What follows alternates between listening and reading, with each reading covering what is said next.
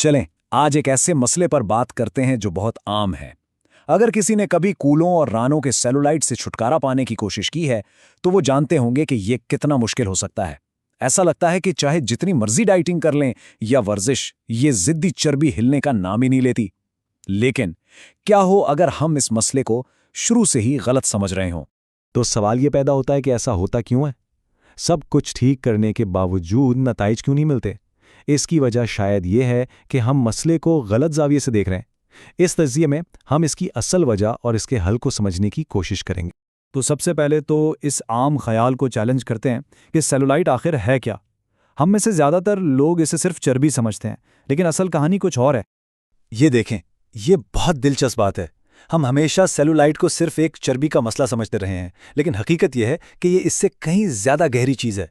ये सिर्फ चर्बी नहीं, बल्कि चर्बी और उसके नीचे मौजूद टिश्यूज़ की कमज़ोरी का एक मिलाप है। मतलब ये कि मसला सिर्फ सतह पर नहीं, बल्कि साख्त में है। और इसी कमज़ोरी के पीछे जो असल वजह है ना, उसे कहते हैं एट्रोफी, यानी पट्ठों और उनके इर्द गिर्द मौजूद टिश्यूज़ में प्रोटीन और ताकत की कमी। सेलुलाइट की पहेली का ये वो गुमशुदा टुकड़ा है जिसे अक्सर नज़रअंदाज कर दिया जाता है। तो जब हम टिश्यूज़ की कमज़ोरी की बात करते हैं, तो ये सिर्फ पट्ठों तक ही महदूद नहीं। इसमें एक और ख़ास किस्म का टिश्यू भी शामिल है जो यहाँ बहुत अहम किरदार अदा करता है। इस खास टिश्यू का नाम है फाशिया। अब ये फाशिया क्या चीज़ है? ये एक जाली की तरह है जो हमारे पट्ठों के इर्द गिर्द लिपटी होती है और हमारे जिस्म की साख्त और शक्ल को बरकरार रखती है। इसे समझने का एक बहुत ही ज़बरदस्त तरीका है। ज़रा सोचें कि फाशिया एक अंदरूनी वेट सूट की तरह है जो हर चीज़ को अपनी जगह पर टाइट रखता है और जिस्म को एक हमवार शक्ल देता है। जब ये वेट सूट कमज़ोर और ढीला हो जाता है तो इसके नीचे मौजूद चर्बी बाहर की तरफ उभरने लगती है, जिसे हम सेल्यूलाइट कहते हैं। और यहाँ सबसे अहम बात यह है, ये फाशिया कोई बेजान चीज़ नहीं है। इसमें सिकुड़ने की सलाहियत होती है, यानी सही तरीकों से इसे दोबारा टाइट और मजबूत बनाया जा सकता है। चलें अब मसले की जड़ की तरफ आते हैं, और वो हैं हमारे जिस्म के सबसे बड़े मसल्स, यानी ग्लूटियस या कूल्हों के पट्ठे, क्योंकि सारा खेल यहीं से शुरू होता है। अक्सर लोगों को लगता है कि ये एक ही बड़ा मसल है, लेकिन ऐसा नहीं है। ये दरअसल 3 अलग-अलग पट्ठों का एक पूरा ग्रुप है। तो ये 3 पट्ठे मिलकर काम करते हैं। एक साइड पर है जो कूल्हों को गोलाई देता है, एक गहराई में है जो इस्तेहकाम देता है, और एक मरकजी बड़ा पट्टा है जो असल ताकत देता है। एक मुकम्मल हल के लिए इन तीनों को मजबूत बनाना जरूरी है, क्योंकि ये सब मिलकर ही कूल्हों की साख्त को सहारा देते हैं। तो इन पट्ठों की कमजोरी की सबसे बड़ी वजह क्या है? हमारा आजकल का लाइफस्टाइल और ख़ास तौर पर घंटों बैठे रहना।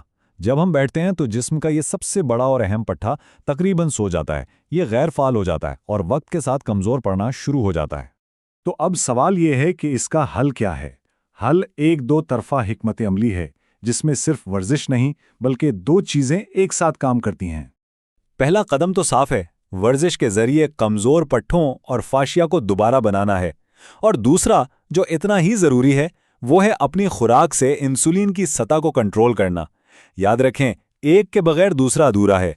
इसके पीछे की साइंस बड़ी सीधी सी है। जब हम बहुत ज़्यादा कार्बोहाइड्रेट्स यानी चीनी और आटा वगैरह खाते हैं तो जिस्म में इंसुलिन की सतह बढ़ जाती है, और बढ़ी हुई इंसुलिन न सिर्फ पट्ठों की तामीर के अमल को रोकती है, बल्कि जिस्म को मज़ीद चर्बी जमा करने का सिग्नल भी देती है। इसीलिए कम कार्ब वाली खुराक इस हिकमत अमली का एक लाजमी हिस्सा है। अच्छा, एक बहुत अहम बात याद रखने की है।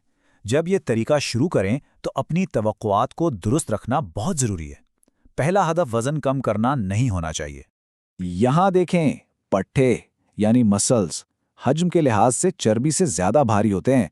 इसका मतलब ये है कि जब आप चर्बी कम करके मसल्स बनाएंगे तो हो सकता है वजन करने वाली मशीन पर नंबर नीचे ना जाए, बल्कि शायद थोड़ा बढ़ भी जाए। लेकिन आपके कपड़े ढीले होने लगेंगे, क्योंकि मसल्स चर्बी से कम जगह लेते हैं। तो याद रखें, आपका पहला पैमाना वजन की मशीन नहीं, बल्कि आपकी अपनी ताकत है।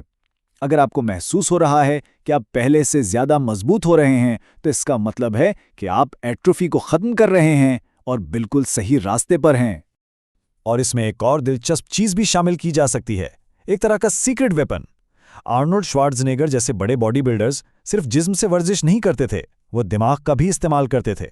वर्जिश के दौरान वो उस पट्टे पर पूरी तवज्जो मरकूज करते थे जिससे वो ट्रेन कर रहे होते थे। उसे काम करता हुआ महसूस करते थे, तहकीक बताती है कि ज़हनी कनेक्शन से नताइज बहुत बेहतर हो सकते हैं। तो आखिर में करना क्या है? माखज़ के मुताबिक ये 4 मखसूस वर्जिशें एक मुकम्मल हल फराहम करती हैं। ये हरकत, जैसा कि यहाँ नज़र आ रहा है, सिर्फ एक पट्टे को नहीं बल्कि ग्लूट्स के तीनों हिस्सों, साइड, गहरे और मरकज़ी को भी निशाना बनाती हैं, ताकि इस अंदरूनी वेट सूट यानी फाशिया को हर जाविये से मजबूत किया जा सके। यही अमली एक्शन प्लान है। और आखिर में एक सवाल पर इस बात को ख़त्म करते हैं। क्या हो अगर हम फिटनेस को देखने का अपना पूरा नज़रिया ही बदल दें? वज़न कम करने पर तवज्जो देने के बजाय अगर असल मकसद ताकतवर बनना और ताकत हासिल करना हो, ये एक छोटी सी तब्दीली ना सिर्फ सेल्यूलाइट के मसले को हल करने में मदद दे सकती है, बल्कि हमारे सेहत के पूरे सफ़र को एक नया और ज़्यादा बामानी मकसद दे सकती है।